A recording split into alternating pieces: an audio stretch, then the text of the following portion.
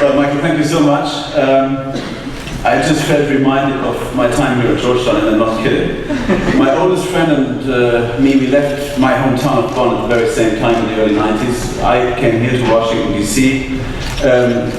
With English that sounded pretty German, I suppose. He left for Aberdeen in Scotland. Also with English that sounded pretty German at the time. I visited him a year later, and he spoke a language that was completely unintelligible to me. So I don't know about you, I understood about half of what Michael said.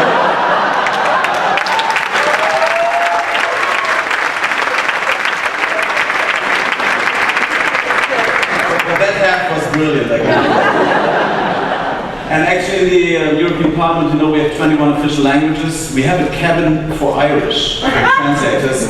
We may want to have one for Scottish soon as well. Depending on how the Scottish referendum on independence from the United Kingdom ends, we'll see what that yields, and maybe you'll be a colleague one day. Well,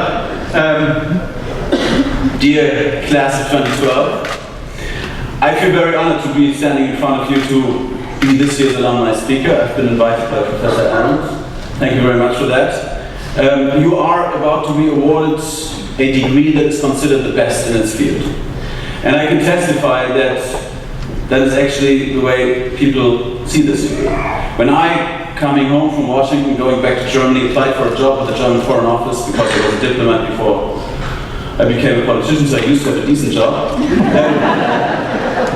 Usually you need some certificate that says, well, you know, this degree you have from a foreign land is actually okay. But when it was a Georgetown degree, nobody ever bothered to ask. They simply thought it was excellent. I never had to get any forms. It was just brilliant. So, it's a good degree you're going to get. And now, while this is not your first graduation, obviously, graduation is still something very special. Here at MSFS, it marks the end of an interesting, challenging, and that's the part I understood, highly enjoyable part of your life. For most of you, it also marks the beginning of a new phase of your lives, and this ceremony, therefore, straddles your old life and your new one, as well as should. And in fact, my time at Georgetown straddled two eras in world history.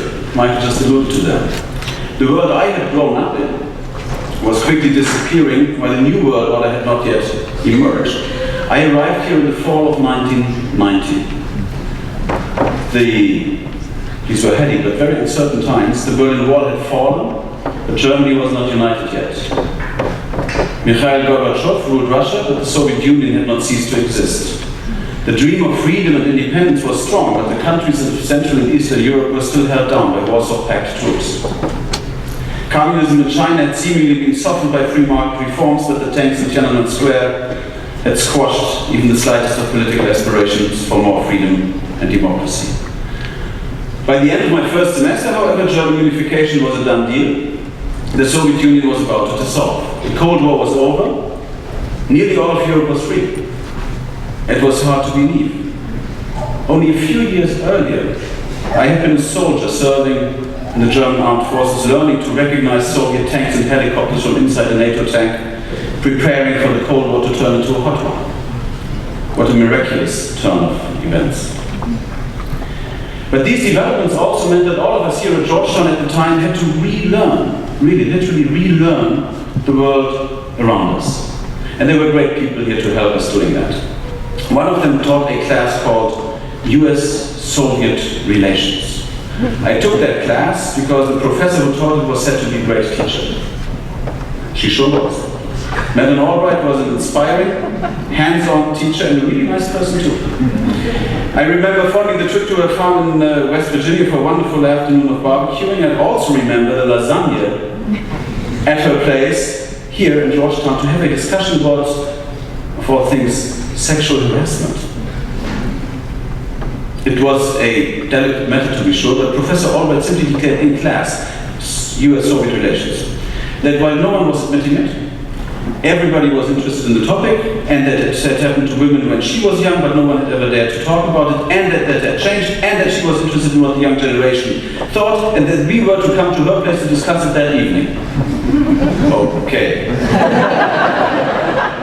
I was quite baffled by that, because where I came from, professors didn't just invite students to their homes in Germany to discuss issues like these, but it was an open-minded, interesting discussion, eye-opening, I have to say, and it was a very interesting experience for me.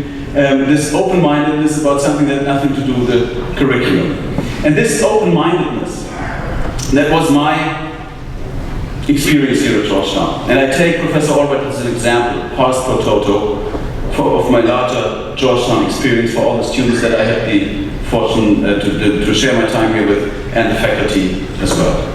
And by the way, the last installment of the class on US-Soviet relations was devoted to finding a new title for the class the following semester, because the Soviet Union no longer existed. I don't remember the outcome, frankly.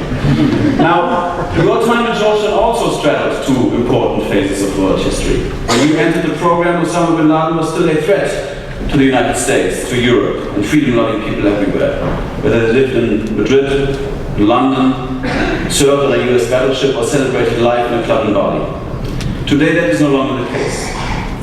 When you entered MSFS 2 years ago, the main word used to describe the Arab world was stable.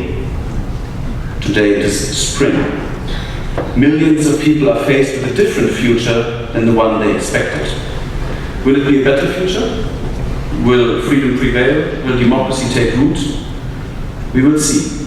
Egypt seems to be going backward again. On the other hand, the people of Libya are about to vote for the first time since 1973. They will have a chance to cast a ballot for the first time since 1973. And having left the Foreign Service, having run in the election, having been elected, I believe in the importance of voting, of democratic choice, of giving the people a say in choosing their government, which is why I have taken one of the values of the MSFS program of Georgetown service and have observed elections in Bangladesh, in Kenya, in Guinea-Conakry, a country very few people know, because I believe elections are a crucial part of democracy in a country. While they're not identical with democracy, they certainly clearly belong to it. I believe that this links the time I spent here with the time you spent here. Freedom is a universal aspiration, and no other relationship embodies that notion as strongly as the transatlantic alliance. The inherent power of what we call the West, but what is really not a geographical term, is not just that we share and promote the same values, but the concomitant conviction that human rights and freedom, as well as democracy, are universal in nature. They enable institutions of excellence like Georgetown to do their important work. Sometimes younger generations in the United States and in Europe alike tend to take these liberties for granted, but they cannot be taken for granted. We learned that from the people in Berlin's Alexanderplatz in 1989 and 1990, and again from the heroes in Cairo's Tahrir Square. Wherever these rights and freedoms are guaranteed, individuals and communities thrive. If that's not the case, they can't. I have said that you are about to be awarded a degree you can be proud of, and I mean that. But I would call on you, do not rest on your laurels. Do strive for a greater purpose, follow your passions. Only when you feel passionate about something, you can excel at it. And be idealistic even in times of financial and political turmoil. Heed the lessons of the people in Alexanderplatz and Tahrir Square, that one can change the world with vision and determination. Realize that you can do more than you think you can do. In the words of Thomas Edison, if we all did the things we are capable of, we would astound ourselves. I hope that you will astound each other, your friends, family, future colleagues, and that you will nurture the relationships that you forged during your time here. Congratulations once again. I wish you all the best for the future.